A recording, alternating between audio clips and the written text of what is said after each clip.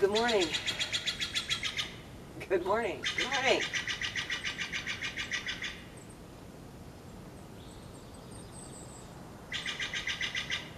Stellar's days. Um, the sun is about to come up over the trees. That direction. It is 30 degrees this morning. So it reminded me that I needed to make a video about temperature control in the aviary because it's really important where I live. I read a whole bunch of stuff that says that the sub-Saharan finches can adapt to cold temperatures below 60 degrees Fahrenheit. Once they're acclimated, I just can't find a lot of information about how do you know they're acclimated? When do they acclimate? How much time does it take for them to acclimate?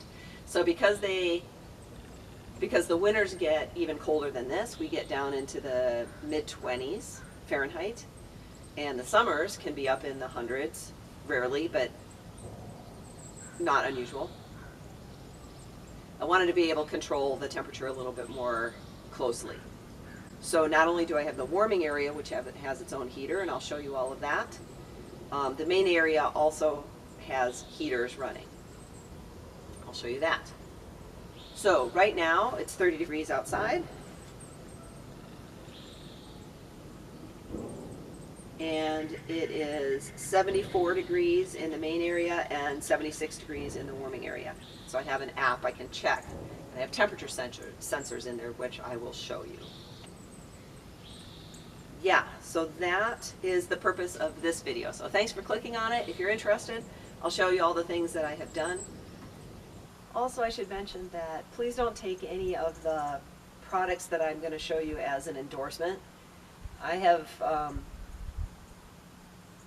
these are just what I found that's working for me and have been working for about, there's the alarm going off because the temperature's going up. They've been working for about 8 months now, so I feel like they are an okay solution. I'm sure there are better products out there, probably more cost-effective solutions.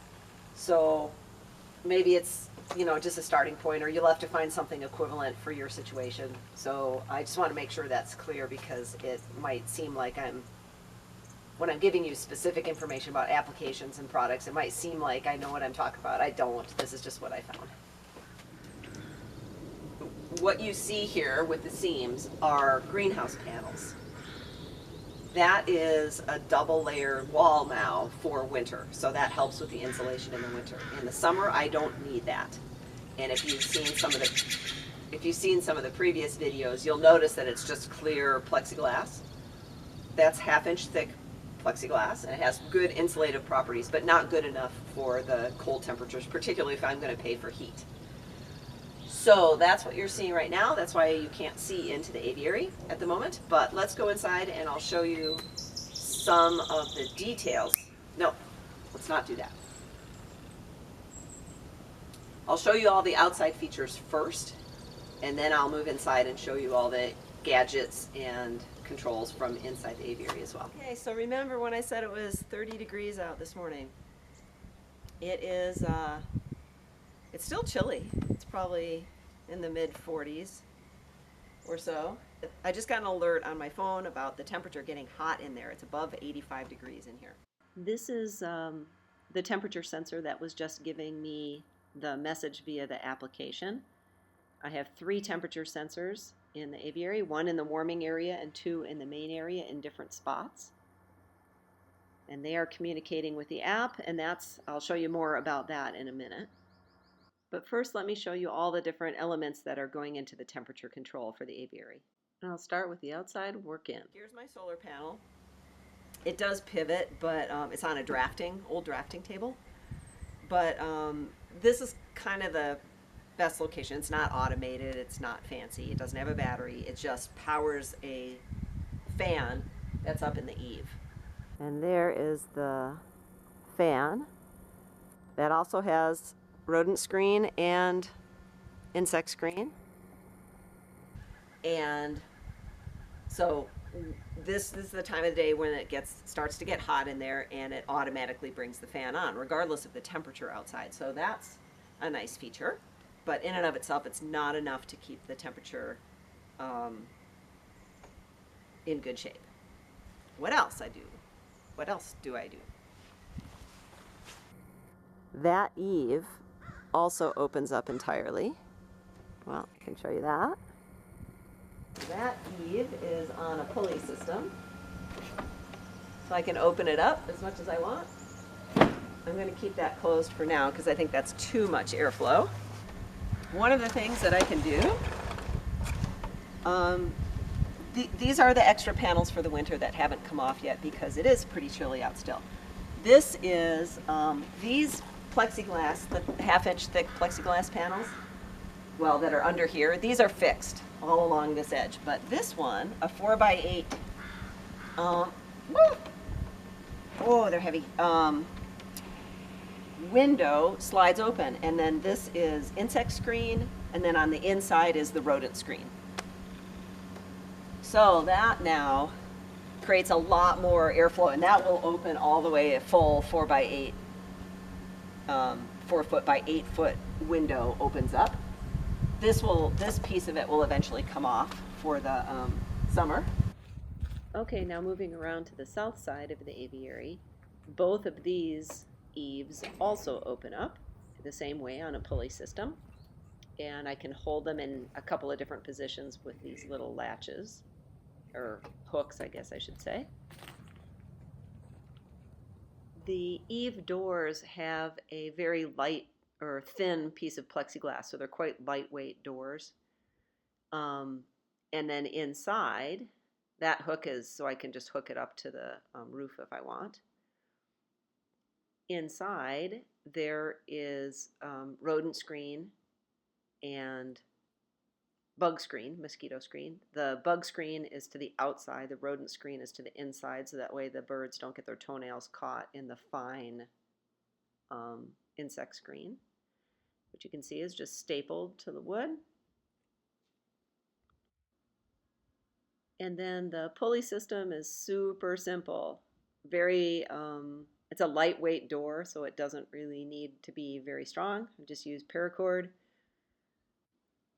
I have already taken off the second layer of greenhouse panels, insulating greenhouse panels, because this is the south side and the birds like to get more sun. And I don't need them right now. And if I was going to change anything in the future someday, it would be to get these eaves on some kind of an automated system to be able to open and close, either by sensor or remotely or something. That would be awesome. Okay, now working my way around to the west side. This is the door into the main aviary. And you can see it's like a little pocket door in a door. That's a plexiglass panel that slides in between insect screen on the outside and rodent screen on the inside. So I can open that for more ventilation or close it.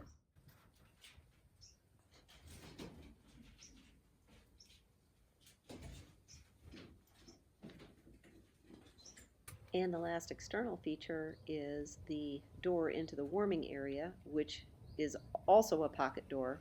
The difference here is it has the half-inch thick plexiglass in 2 sheets. And they can slide out or partially out, or I can have one and not the other, just because it's the warming area. And using the half-inch thick, it's more insulating for when it is cold. Okay, now moving inside, the most important element of the temperature control are these wall-mounted heaters. They're very low maintenance. They just have a filter that you take out and clean and replace once in a while. They've been super reliable. They also talk to my phone via an app, so I can control the temperature and check on the status from my phone. This is the main page of the app. Pretty simple. And most important, if I lose power, it does not forget the set temperature and will start controlling as soon as it has power again. one of the important things when I got the circuits run for the aviary is they run into a fuse box that can be hooked to a generator. So that's important for where I live.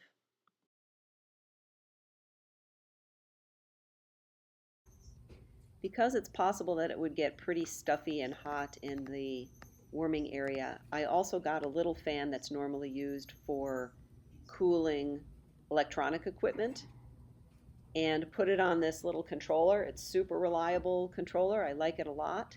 It also controls, it would control a heating device as well, but I only use it for the cooling. So it's set at 82 degrees and the fan is very quiet and quite powerful. I guess I should also say that I do have a heat lamp set up in case anybody wants to go in the warming area because they're not feeling well. And that just runs all the time. Okay, now moving into the main aviary area. This is one of the heaters. It's on the wall by the front door. And I took some old cage parts and repurposed them so that the birds can't get behind the heater or up right next to the element. The product is Heat Storm, but there's lots of versions of it. I got the version that has that communicates with the app, so I can access the information about it remotely. And then I just built a little bit of a frame to hold the cage pieces together. And the other heater is over on the other wall. And again, just built a little cage. This was supposed to be, I promised one of my friends that I would have a place to put a glass of gin. So there you go, Sheila.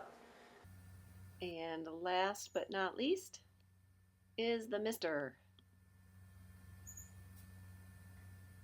And the mister runs for 10 minutes on a schedule in the afternoon, and it drops the temperature about 4 degrees. Okay, so that brings us back to the sensor.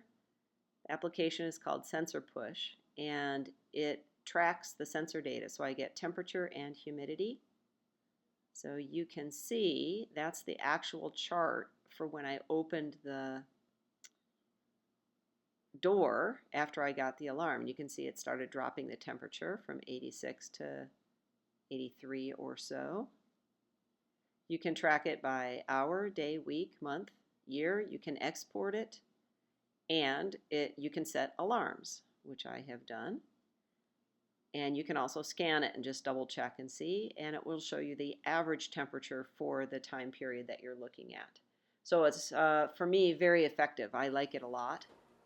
So that covers the heating part of the temperature control.